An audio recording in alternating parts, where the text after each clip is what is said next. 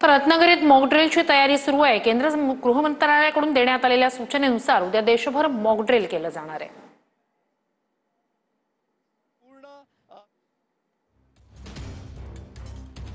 जर विचार केला तर दापोलीपासून ते अगदी महाराष्ट्रामध्ये उद्या 16 ठिकाणी मॉकड्रिल होणार आहे। भारत पाकिस्तान यांच्यामध्ये जर युद्ध झालं तर त्या अनुषंगानं मॉकड्रिलची ही तयारी असणार आहे। त्याच अनुषंगानं रत्नागिरी जिल्ह्यात देखील उद्या या ठिकाणी मॉकड्रिल होणार आहे आणि त्याची तयारी ही पूर्ण झालेली पाहायला मिळते आहे।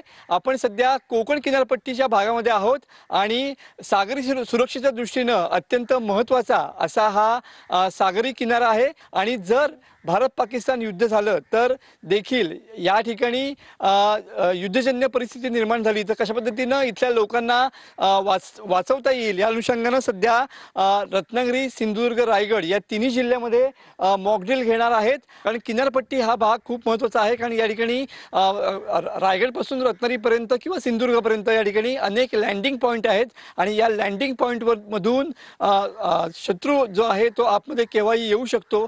त्या अनुषंगानं हे लँडिंग पॉईंट सेफ करणं, किनारपट्टी सेफ करणं हेच या मॉकड्रिलचं महत्त्वाचं उद्दिष्ट असणार आहे।